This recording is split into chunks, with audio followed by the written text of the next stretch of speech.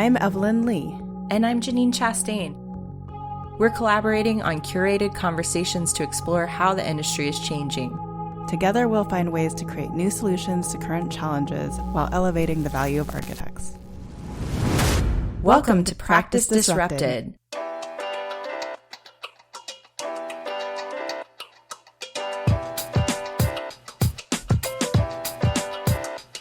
Hi, listeners. Hi, Janine. Hey, Evelyn. Hey, everyone. So this is our last episode for our first season. So we are going to be running things just a little bit differently. We are calling this episode an AMA, or Ask Me Anything, where we received questions through our newsletter and social media channels from our listeners to respond to. So rather than us asking questions to a guest, you guys are going to actually ask us questions.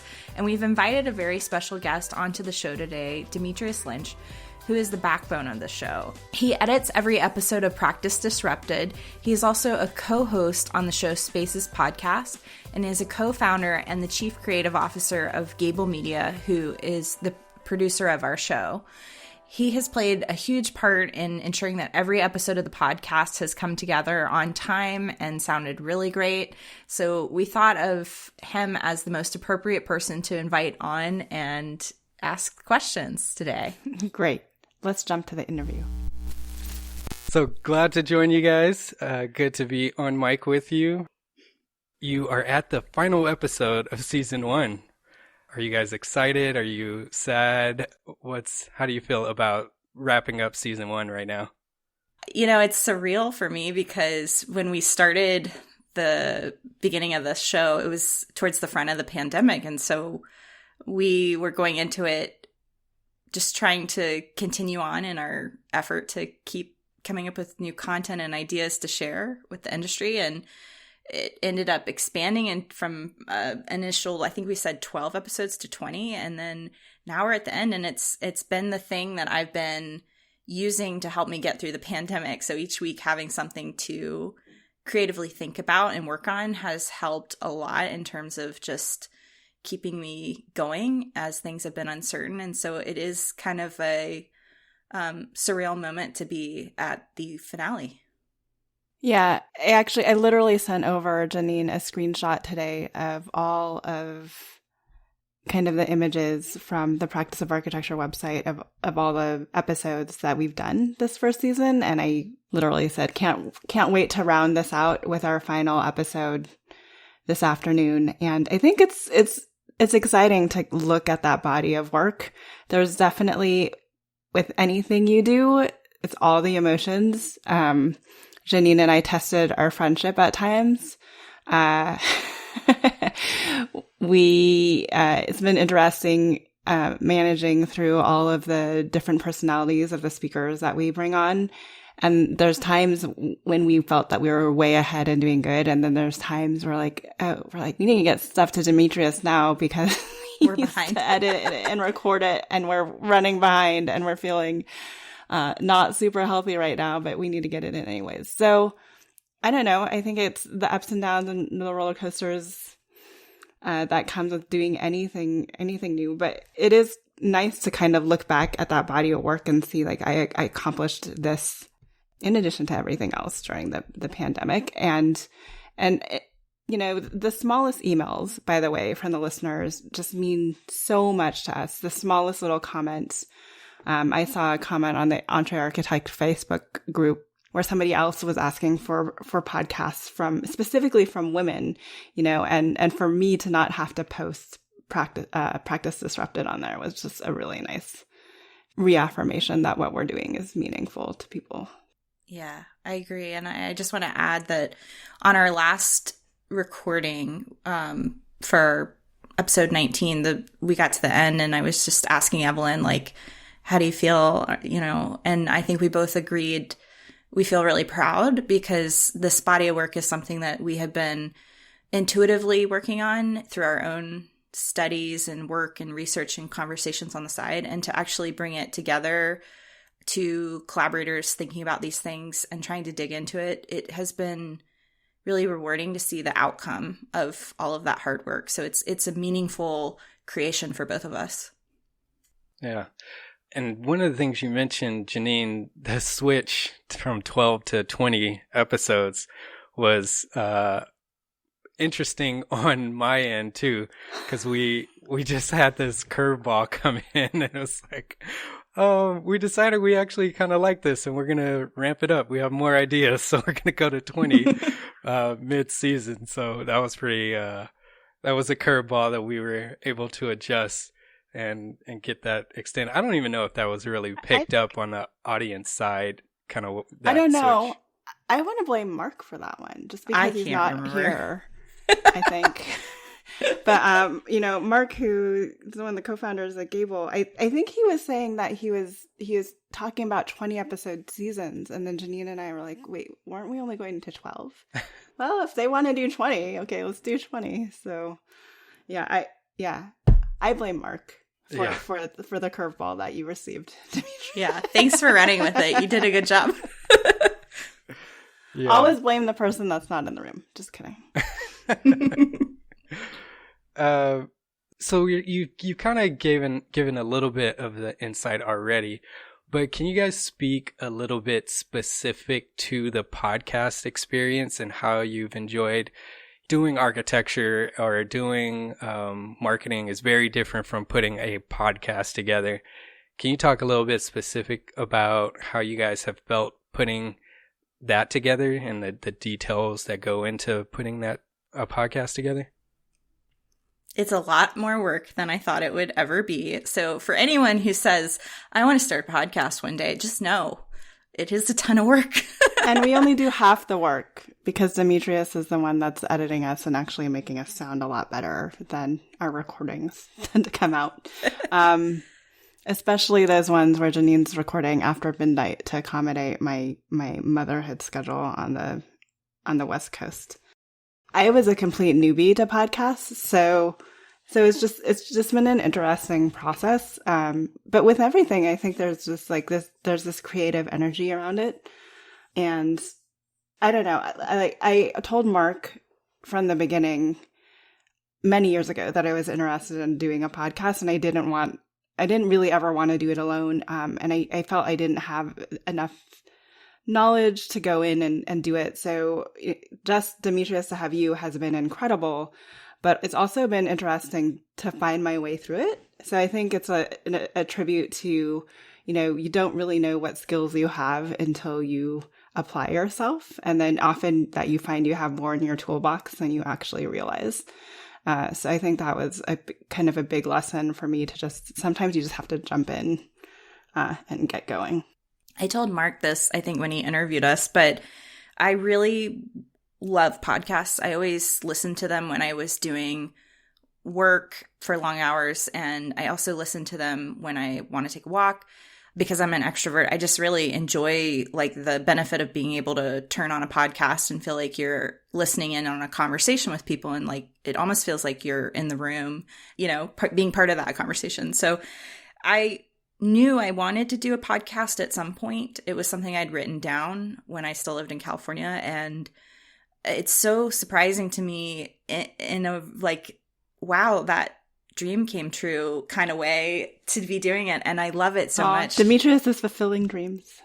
Yeah, no, I really love it. And I just really appreciate that Mark and Dimitrius, you guys have given us a chance to share our voices on your network, and it means a lot. And I like the work. I feel like I'm in the flow of doing something that I'm good at and that I enjoy. And that's a nice change of pace considering I struggled with finding that for a long time.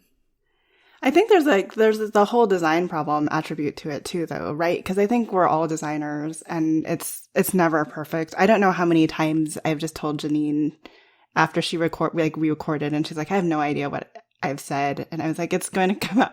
One, we're giving it over to Dimitrius, so it's going to come out fine. But literally, it does always, I think, come out fine. But absolutely, there's this is the last episode, and Janine and I are already thinking about how we can tweak the presence of the episodes on the website. We want to make it more accessible to a larger community, so we need to put the transcripts up there.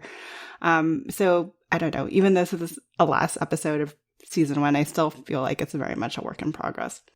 And I will say, I just want to acknowledge Evelyn, you mentioned this too, like the creative part of it is emotional. And so there've been moments where Evelyn and I are like really heads down focused. And there've been moments where we've, there've been a few tears like in what we're saying because we feel so passionate about it. And to like go through that creative process where you just leave it all out there and hope for the best it's an interesting experience to go through. I told my friends in San Francisco, I was laughing because one friend she was like, gosh, like she was joking because I always have something to say basically. And I told her, I was like, after doing the podcast, like, man, I feel like I've said it all. I don't even know what to say anymore because I just have been talking for a whole 4 months about all the things that I've been thinking about for 10 years. And it's been really fun to bring it into the world. Evelyn, you mentioned that evolution of a podcast. Mine, for instance, I would say I probably do about 4 to 5 different types of episodes within, because I'm still trying to figure out exactly what I want it to be for, somewhat of a long run. But it's a constant evolution of figuring out kind of what works, what do people enjoy, as well as what do you enjoy. So it's kind of a process of figuring it out and tweaking things here and there. So you guys have done a great job with it. Has there been any surprises along the way that you just came out of nowhere and you're like, I did not expect that at all? And also, one of the things that I noticed was my why changed from the beginning to where I am now. Has that also happened in this process of your evolution?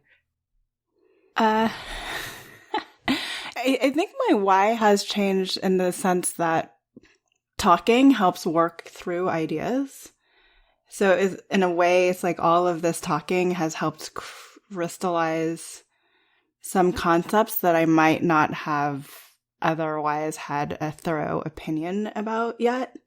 Like one of the ones we mentioned in the last episode was just that the entrepreneur mindset for the individual career.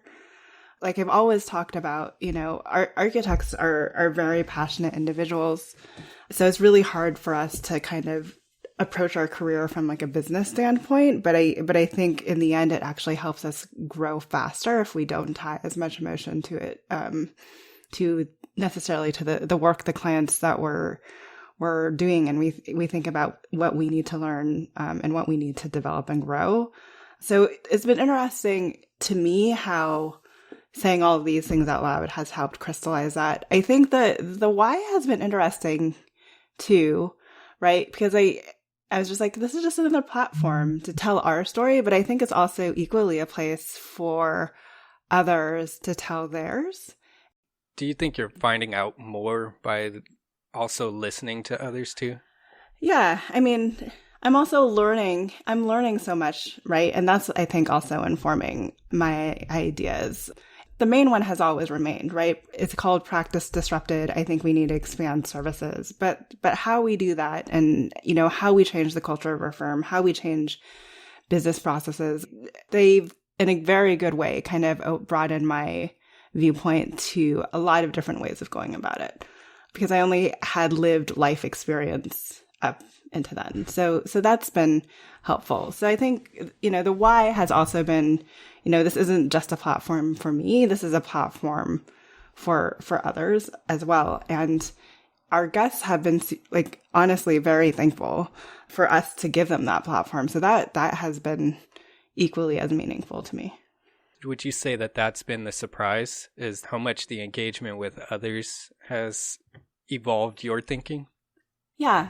And these are people that we've been friends with, most of them, for a while, right? I just don't think we've and on the side, we always talk about these things, but I don't think it's that focused conversation that really, helped us dig down deeper into what they were saying. I think that it was interesting just like how much the deeper conversation expanded my view on that architects could be and do and influence so much more. No, that makes sense. Janine. Well, I think that the why definitely changed. At the beginning, this was coming from a place of frustration. I think that came through in the some of the things that I had to say throughout the season. And, I kept, sometimes I'd listen to it and I'd roll my eyes like, oh, I'm saying that again, when I had this experience. And I think now what I feel is like I'm finally, for the first time in my career, since I've been getting paid to do work, stepping into work that I feel like I want to do and I'm meant to do. And I really appreciate that, because I'm sorry I'm crying, but it's just been missing for a long time. And so it feels really good to have that in my life, because I've wanted it for a long time. So thanks. And I guess the surprise is that this work means so much to me, because I feel like I've been seeing the gap for a long time. And I think the surprise is that it's like this process is like a charrette in and of itself. Like when Evelyn and I come together and we have these really deep conversations, we work through things and we like figure it out together using our minds and our training. And when we bring our guests on, it's like they help us explore this subject deeper. And it's, I don't know, it's just really powerful. It's like a body of work that feels like it needed to be explored, and doing it together with a group of professionals feels really rewarding. Yeah. It's, and just so that you guys know, as I'm editing, I feel a lot of that frustration that you mentioned. And I think, getting emotional now is such a good thing, because like you said, you hit this point where you're doing what you feel like you're supposed to be doing. And then listening to all of your episodes, I get fired up personally for some of the conversations that you guys are having, because I was thinking the same way that you guys thought coming into this, to creating this podcast. A lot of the conversations that you're having, I know myself and a lot of other people all had the same conversations within our own firms that we, working for someone else, or like see these problems and we're like, why can't you just make these changes? So a lot of that conversation is happening on the, mid-level and lower of, there's certain things that need to happen to improve the work environment, and potentially, which would feed into a better practice as a whole. And it's just a matter of stepping outside of the old way and taking a little bit of a risk to explore other opportunities and to try to improve your business. And as a younger to mid-level person, you see it and you don't have that fear of risk. So you're just like, just do it.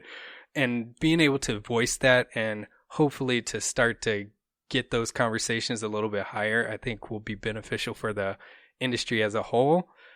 So I'm glad you guys decided to start to do this, and it's been interesting to see the evolution from my side of your conversations, how you guys deliver your points and your ideas. So it's just been a amazing experience from my side, just to see you kind of navigate this whole process.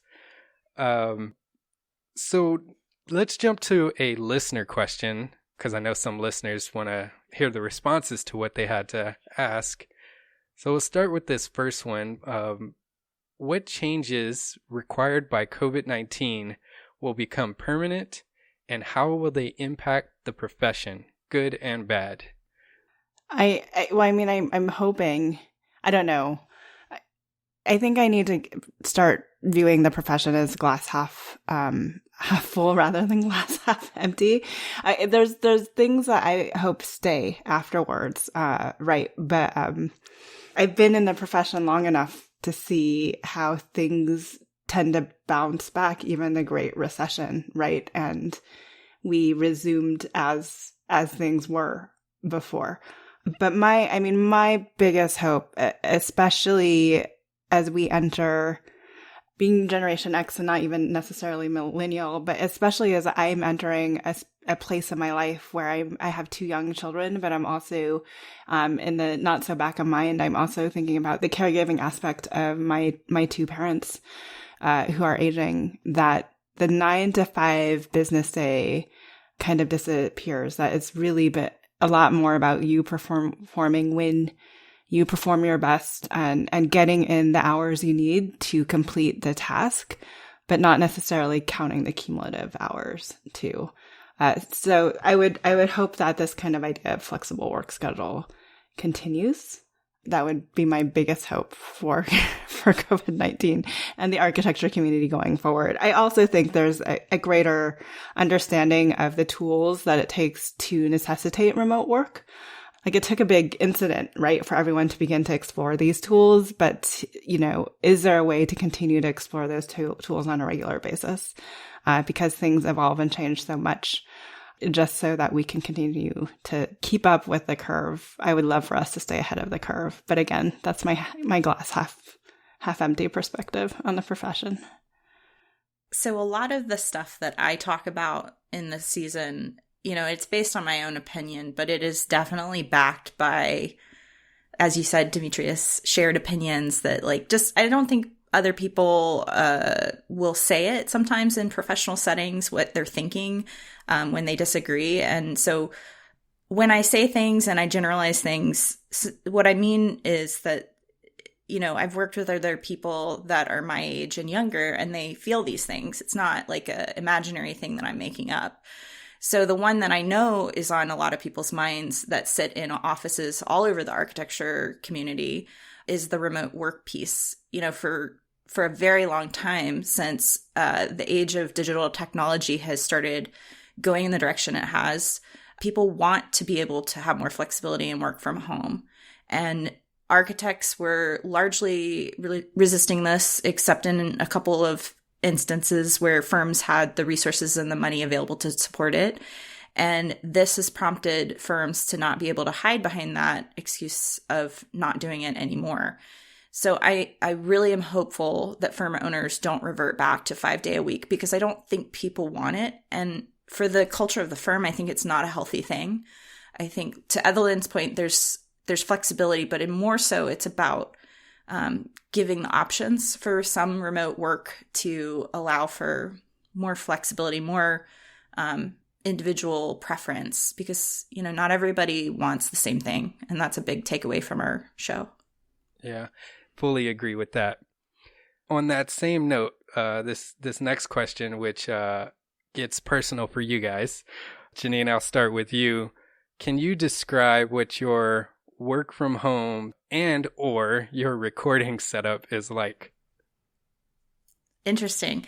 Well, for those who know me, they know I moved from California to North Carolina last year, right before the pandemic.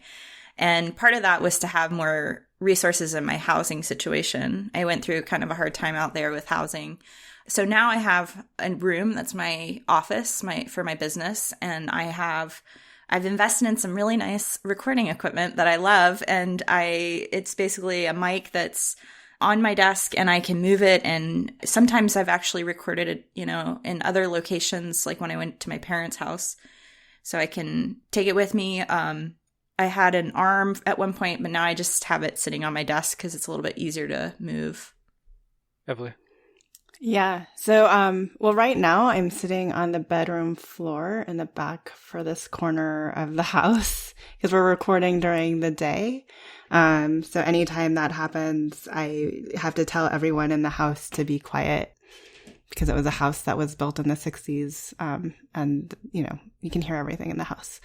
I think when we just started too, I was like, there's a lot of lawn maintenance going on in my neighborhood because I could hear everything. But during the day when we're recording, I'm here.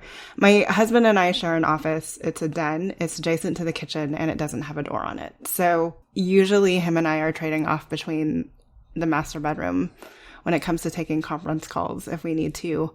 And then if I do any recording in our quote unquote office / den, it's after the entire house has gone to sleep, which means it's super, super late for Janine. Well, that's the great thing about running your own business.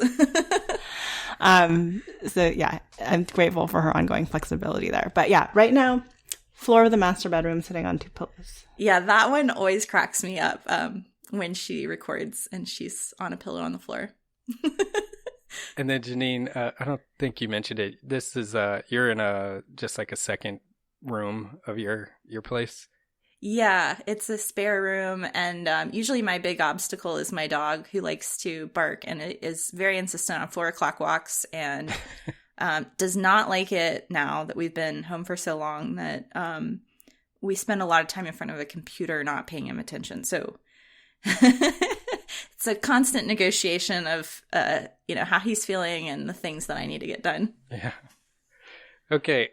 Now, sort of in the same vein, as far as offices go, there was this big trend of the open office that sort of was stimulated by the big tech firms, and everybody wanted to create this cool working environment. So with that came this whole new culture of how you set up your office, your company office. Do you guys think, after going through all the conversations you had, in particular in reference to culture and considering COVID, do you think the office will change and culture will change moving forward? Yes, definitely. I have a lot of opinions about this. I worked at a lot of open offices, and I have to say I'm not a fan, and I hope that trend goes away, because when you don't have control over your space and you have to sit next to someone, or you are put in an environment that has too much background noise, or it's too quiet, or whatever, it can sometimes be really disruptive to your workflow. I remember at one point I had a principal that just was really opposed to people wearing headphones, and he just thought it was kind of like disrespectful, I think. And what I don't think he realized is that it was so distracting to sit in a room that had no noise, or it had too much noise, or if the person next to me happened to be yelling about something, that I had to go buy fancy headphones just to block all that out. And so to come back to a spatial conversation, I think, yeah, I do think it's going to change. I think, obviously we can't sit near each other quite like we used to until things get resolved. So it's going to change the way we design. I think with the increased remote flexibility, it's going to change the way people want to work. And I think just open office should be rethought anyway, because it doesn't work for everyone. And the most important thing I want to say is that I think you framed it earlier as mimicking tech companies and the culture that they have with open offices and ping pong tables. Well, in architecture firms, we got open office, but we didn't get any ping pong tables. So I just want to make the point that you can't hide behind this phony baloney culture stuff anymore. Remote practice, trying to bring your team together over the internet, you can't hide behind false culture anymore. So you're going to have to figure that part out. And I hope that people do, because it's really important to the long-term investment in the firm. Evelyn? Yeah, I mean, so I have, I'm investigating this daily, kind of even in the work that I'm doing at Slack, but it's, it's the whole move between this is my office to this is this is my office with my desk to this is our office where we come to collaborate and work together. I think I actually like the open office. I feel like I'm one of those people that come to work to socialize, and then I actually go home to do the work. Inevitably, maybe that's what's made me such a night owl, inherently, because I don't get as much done during the day as I need to. It's just interesting to me, because there's this, and I'm going to go on a tangent here, but I recently talked to a firm principal and most, by the way, I feel architecture firm principals are worried about that mentor-mentee relationship that is lost that comes with remote working. But we recently talked about you don't really have access to the principal, as somebody who's just drafting, and this one would argue that you're not going to pick up on the ambient conversations. And that's where a lot of the learning happens. And I was like, no, I actually think a lot of people have headsets on in the studio. So I don't know how much ambient learning is going on through everyone's noise canceling headphones. So there's going to have to be a perspective shift. And then Anne and Steph talked about this in their conversation, but there's going to have to be more intentionality with how you show up and when you show up together and what you do with that time. I think even the culture of the AIA board, anytime I have to sit through a presentation, I'm kind of like, why didn't I get this pre-recorded in advance? So when we come together, we can actually have a discussion rather than taking my time to sit through a presentation that I could have easily watched in the background while doing some work, but like digesting it. But anyways, there just has to be different intentionality about how you show up, how and when you allow people to digest the information that they need to digest. And then what it means when you bring people together. And those times, I think it's an interesting flip, right? Like now I enjoy in the middle of the day going and giving my son and daughter hugs and kisses. So I feel like even though I'm at work, I'm getting to spend a lot more time with my family. Whereas before I spent so much of my day and my week in the office. So I was less intentional about my interactions with my coworkers. But I feel like now we just have to, there's a specific agenda that you're always driving through. So in a way, it boosts productivity on like the one-to-one and the team level. If every time you come together, it has to be for a special intention and meeting, and you have to have outcomes at the end of that. Yeah. So Evelyn, you talked a little bit about one of the things that you enjoy about being working from home, of being able to hang out with your kids in the middle of the day. One of the questions that came in was, could you advise how can moms easily embrace the responsibility of being an architect? And Janine, you can also jump in with your dog. Furry parents. This is actually a really hard question. Janine's like, Evelyn, you should speak to this. And I'm like, it's really hard. Well, I think it's like, because you're living it. Like, you can't see what I see. And it's just your reality. That's the funny part for me, is like, I'm watching it going, wow. Maybe you should talk to this, because you've seen my evolution of being like, I mean, you've known me before I had a fiance, let alone before I had 2 kids. I know. Well, so if anyone knows Evelyn, then they know that she's a very focused person. She works really hard, and she's really focused on achieving really hard goals in her career. Like, she has never hesitated on trying to go forward in like advancing her professional growth. Yeah, I mean, I just think you're a determined person, and so like your career is basically has been like your highest priority, which I get, because that's the same thing for me. And then at some point you got pregnant and you had these 2 amazing kids, and it was amazing to come and see you with these babies and how much it changed you. I think it made you have to pull back on that professional front in order to make space for them, and you love them so much. It's amazing to watch like how much you're nurturing them and caring for them. And I watch you balance that. Like, one example is just us doing the recordings. You're so sweet with them. They'll come in and they'll say, Kenley will ask like a question, and you'll say, oh, we can't do that right now, mommy's recording. And you're just very patient with them, and it's sweet. And they're watching you work, and they're part of your life. And so when I see you balancing things, it's just like your whole world is that all together at the same time. There's no separation. And the other example I want to mention, which it's too bad it didn't get recorded, was when Jeff asked us to come do the professional practice class at Ball State.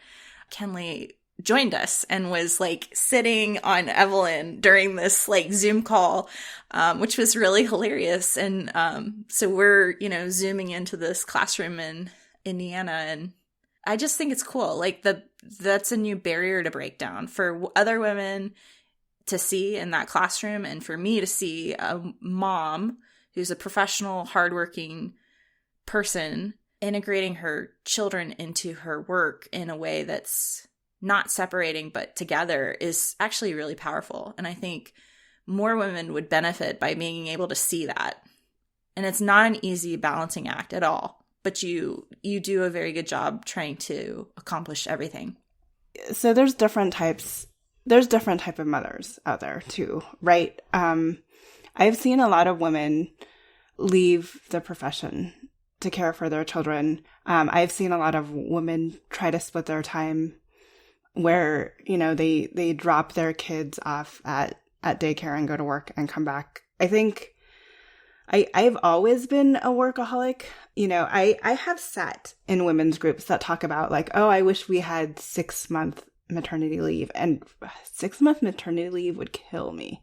Like 3 months kills. Like I studied to get my real estate exam license, my realtor license while on maternity leave. So I had like something to do. So I think first of all, like that's the type of mom I am. Like, I will never be as nurturing as my nanny, but that's why we hire a nanny. I also, even though I'm in tech, not all my coworkers have decided to hire a nanny, but that's something that my husband and I have decided to do. Like my ability to continue to grow my career and stay on that path, even though the majority of my salary goes to my nanny, is because we've decided to commit so much of what I bring to the table financially to her. But that's not always right for every mother. There's definitely some mothers that would prefer to be a part of their children's lives, especially in year 1 to 5. And I love my children. And I love getting hugs in the middle of the day, but I don't need to spend 24/7 with them. And video calls are amazing when you're on the road. And I feel like what I bring to the table of motherhood is endemic of like, so my mom got a master's in computer science after she had me at night school. And my dad traveled a lot because he worked at Los Alamos National Lab, and he was actually coming out here a lot to Lawrence Laboratory.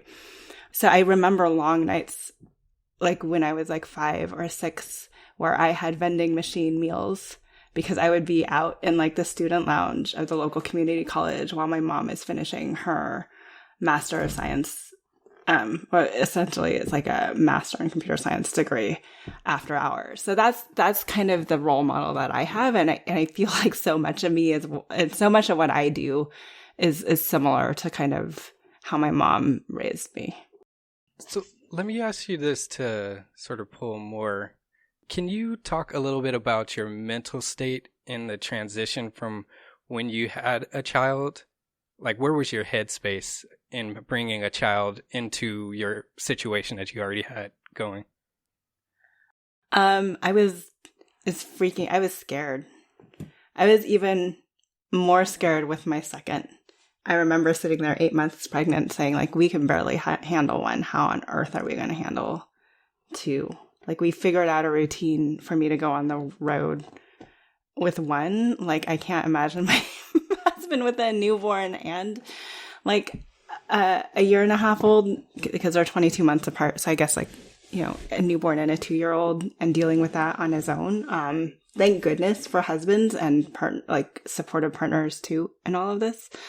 One mental state that definitely changes, I thought I understood mothers as a non-mother. I don't think you can really fully understand what it's like to be torn emotionally by your kids until you have like those kids in your life. You do tend to prioritize things, and you do decide like, in order to get sleep at night, you're like, you just can't stay up to all hours. I used to have a very scheduled life, it was really easy. I would play in 3 to 4 soccer leagues a week. They were on my calendar. This is my work time. This is my soccer time. This is when I go out with friends. And what motherhood has done, and maybe this has actually helped me accommodate the pandemic more, is like I block out time. But if things get shifted around, it doesn't freak me out anymore. It used to freak me out. So I feel like I'm more able to go with the flow of things if I need to, just because I'm so used to having my kids interrupt the flow of things now. Yeah, I would agree, because she's very flexible, I would say. And you're always telling me like that has been an outcome of you raising kids, because like I will get really type A on this sometimes, and Evelyn will have to remind me like to pull it back. I mean, it comes from the architecture. It comes from like the desire to have something perfect. And Evelyn will remind me that, it's okay. Was there any sort of conversation to yourself or to your kids of how to be able to manage both? did you have to tell yourself, like you talked about, being more flexible? Was there also a conversation with your kids of, setting boundaries and stuff? I don't know. I mean, I don't, well, I think my son and my daughter are really intuitive, thankfully. So they know. It's funny, like how quickly, I don't know, my daughter keeps turning various different things into computers around the house, and she's like sitting there and like, I'm working. It's my 3-year-old. But she knows, like, so after I finish recording and I come out of the bedroom, like the nanny has told Dee Dee, Candace, she has a name. We love her. She is a part of our family. She will have told the kids, like, mommy is recording. And then the first thing they'll say to me, like when I see them after I open the door, will be like, yay, are you done recording? So they know. They know when we go into the office that we're not supposed to go in the office. So it's more like, I mean, they're 5 and 3 now, so it's more about just setting, like, okay, when I cross this threshold of this room, like, unless you absolutely need something, and inevitably they'll come in sometimes, like, just don't come in. So it can't really be emotional boundaries for them because they just don't understand. So it's like whatever physical boundaries we can set in place. Those are some good tips, I think. Hopefully, I think that would answer the listener's question. But yeah, I mean, our office doesn't have a door. So there are people that have benefited from having offices with a door. So I think that, Evelyn, you do a really good job explaining to them, like, what's going on, which I notice. Like, you pause and you'll just explain it to them, which is really good, helpful, rather than, like, shooing them away, which I know some parents do and can happen when you get frustrated, but you'll stop and you'll explain it, which is good. So let's jump to this question to change the topic. How do I sell my architecture background to get interviews with consulting positions? And are there companies you are familiar with that have architects and upper management that value my unique academic background? I can take that. Well, this can go so many different levels, right? So there's consulting firms. And consulting, one for me, is a hard one because there's so many different types of consulting out there. So it really depends on the type of consulting you want to do. What I learned about the big consulting, the McKinseys, the Deloittes, the BCGs of the world, is that you have to understand their interview and onboarding process. You're more likely to get through that process independent of your background if you know how to do case interviews. And they're a whole bunch of books that you can go get on case interviews if you want to go work for a big consulting firm. And then there's like the IDEOs and the frogs of the world.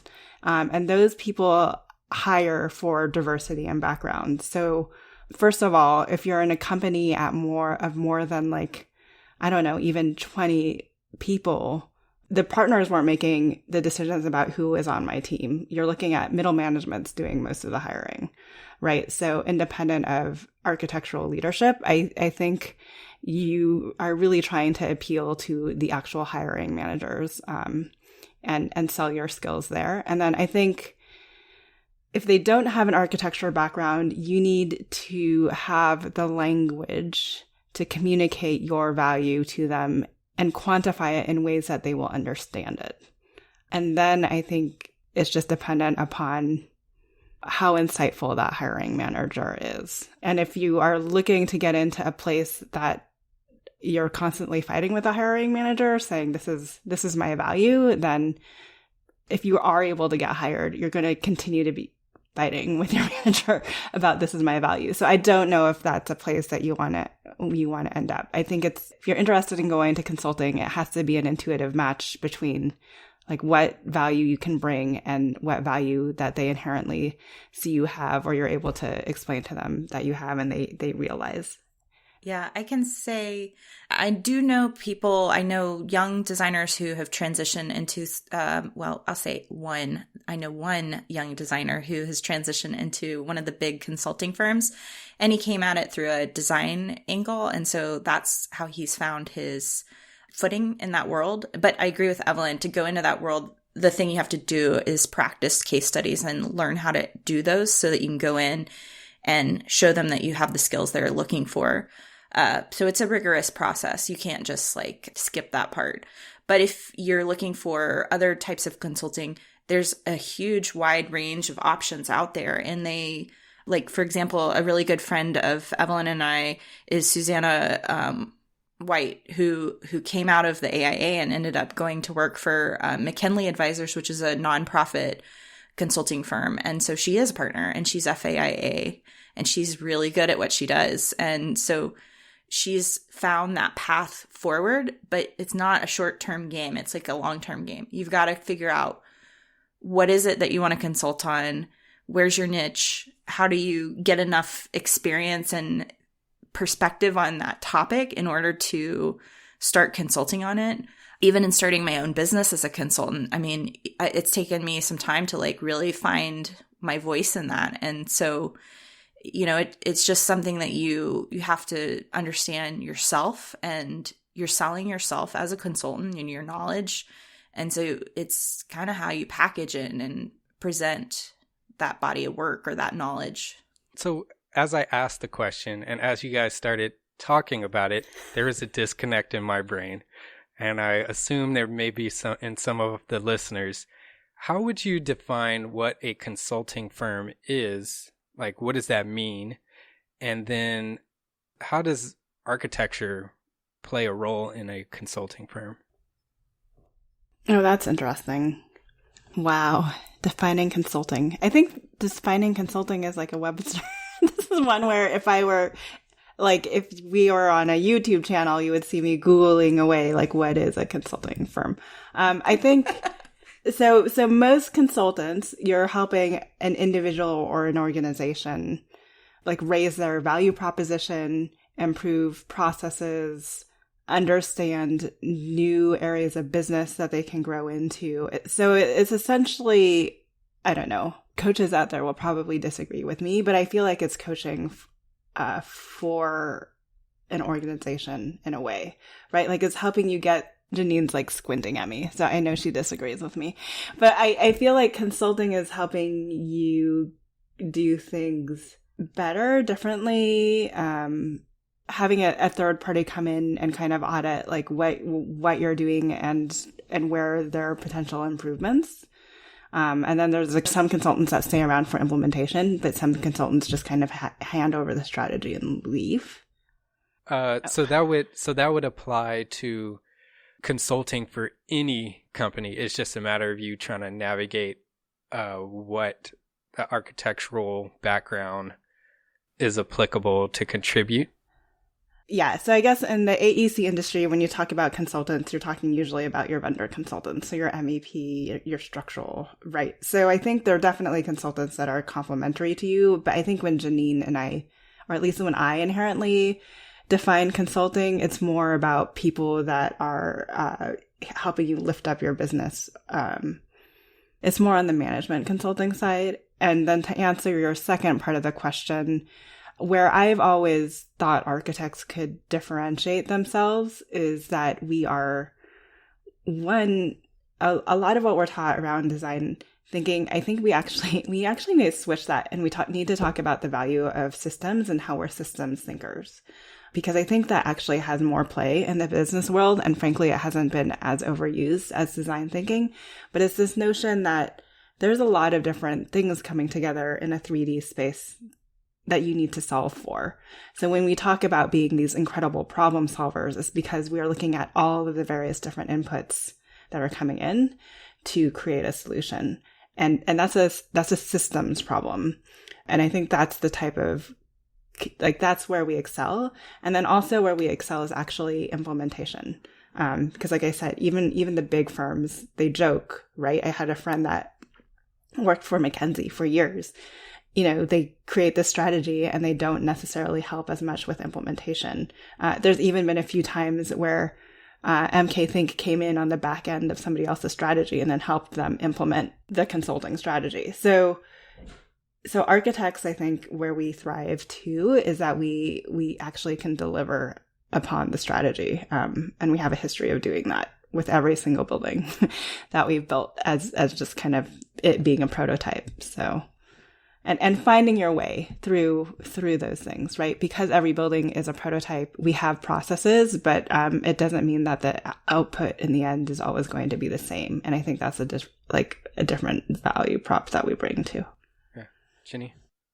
Consultants are thought leaders, problem solvers. What you're buying is their thinking and their knowledge and their experience. So when you hire a consultant to help you with your business, they're coming in to help you look at a problem, and it can be any problem in the organization. There's a lot of different types of consultants. Coaching is a different thing. I guess I'm squinting at you because some consultants coach, not all consultants coach.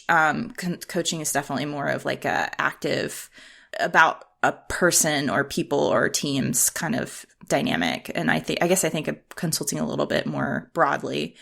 And my work has been researching all these different consulting firms that do business management consulting in AEC, and there's quite a few of them, but not as many as you'd think. I mean, it's mostly people who are doing it on an individual basis. There's a few practices of groups of people, and most of them are working with a lot of the different leadership teams out there that are running these different firms.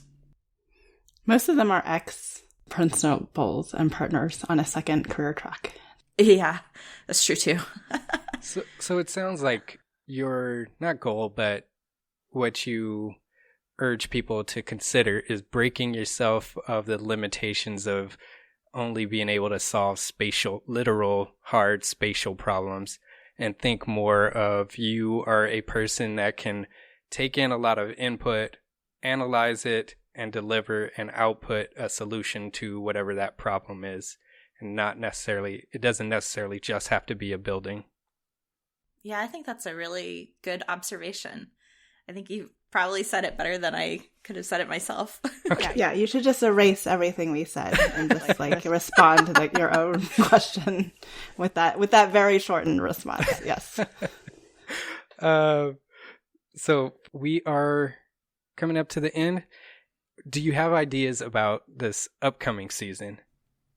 I do. Well, season 1 was a labor of love. I remember when we started talking about this, it was a process of just kind of mapping out exactly all the conversations that I knew we needed to hit on, and then trying to design around what questions were we trying to answer and explore, and then trying to align the right speakers with each of those different topics so we could touch on different things. So I spent a lot of time trying to come up with that. And we started some really good series this season too that I'm really proud of. I think the Voices from the Future of the Profession is a favorite, and the Architecture And is something that I think we're starting to figure out. And I know those will continue on next season. And so what I'm imagining is we're going to take what we learned in season 1 after we have a little bit of time to process it and build on those conversations in a continuation to keep going with this work. Yeah, I just have a list of people that I'm building. Some people that actually have reached out to us and said, I have a recommendation of somebody who would be great on the show to offering a different perspective.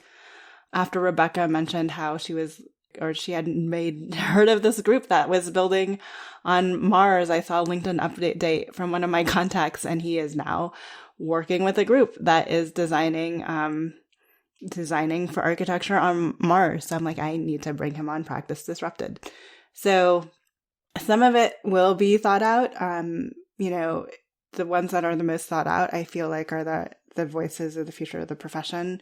We're definitely looking at what outside experts can we bring in outside of architecture where we can learn from them. And then I ultimately, and there's definitely a few practices that we've identified that are doing things a little bit differently that we'd like to highlight. So I think it's going to be more of, I think, what everyone loves. And then for some very obvious reason, remote work with Leah had a big spike in listening too. So we're also looking at the data and trying to figure out what are the most listened to episodes and where can we go deeper. Yeah. Do you guys have a personal favorite topic that you guys enjoyed yourselves that you want to dig more into? No, and maybe that's the flip for me. Like if we go back to one of your original questions, like this is really actually a learning experience for me too. So rather than go like more narrow or get too excited, I think I'm more excited about like continuing to broaden my perspective on what it means to disrupt the practice of architecture, and really where are all the opportunities and values that we can bring to the profession so that we can kind of share in up-leveling design and architecture. So it sounds like investigating and amplifying rather than sort of crafting your own path in the show. I think so. So that means for the listeners, if you know anybody or heard anything, saw a cool article, make sure to pass those along. And then they could do the hard work for you and find those people and ask the questions of how they got to where they are and where they're going with whatever they're doing. Yeah, I feel like we're building a body of research that hasn't been done yet. And I would ask our listeners to definitely send those recommendations. And I can't under express how important it is when we hear back from you guys. You know, we sit in isolation most of the time when we're recording this, just talking into a mic, and we do our best to bring ideas forward. But when we hear back from you guys, it really helps. It makes it clear that like we're going down the right path on things or something's resonating. And I'll just, to the question, I just want to say that I think my favorite episodes are the ones where I feel like we really connected with the speakers, and they I really particularly liked a couple times Evelyn brought guests on that I didn't know. And so it was really fun having those conversations, diving deep and building an unexpected connection with someone around something that we both really felt passionately about. Like I remember that happened with Dave Fano, and then Mo, I think, was a good one. And I knew Christina and Ming, but like I didn't know them that well. And so I just really loved those moments of connection. They were very special. And then we had some really good friends come on that we do know very well. And so one that I loved was our reunion with Anthony and Andrew. Yeah. So I love the Practice Disrupted podcasts. I think you guys are having some amazing conversations. You are a free R&D team, the way that I see it. So anybody that's listening is getting a lot of information that they don't have to do as much investigation on their end. You guys are doing it for them. So you guys are providing an amazing resource, in my opinion. So thank you so much for what you guys do. Really good stuff. And I'm looking forward to season 2 to see what you guys have, what you uncover. Well, that's a wrap on season 1. Is there still a pandemic going on? Yeah, let's not talk about that. So there is something, Janine, that I think you wanted to encourage our listeners to do. So when this episode airs, it'll be right before the election. So hopefully you've either already gone to the polls, or you are sending in your ballot by mail, or you're going to head there soon. But anyway, please go vote. Yes. Plus, I think all the cool kids are saying to go and get the vote out. So I feel like we would have a little bit of FOMO if we just didn't say go out and go vote. Yes, at least I didn't say rock the vote. But you just did. Okay, so we are taking a brief break during November and December. Much needed, but we will be back in 2021 with season 2 and more brand new content. So be sure you subscribe to the show or stay subscribed to get updates when the new episodes air. You can also follow us on social media at Practice of Arch on LinkedIn, Instagram, Facebook, and Twitter. We are also discussing the launch of a brand new online community in November where like minds who are interested in redefining what it means to practice architecture can come together. To get yourself on the waitlist, make sure you subscribe at our newsletter at practiceofarchitecture.com.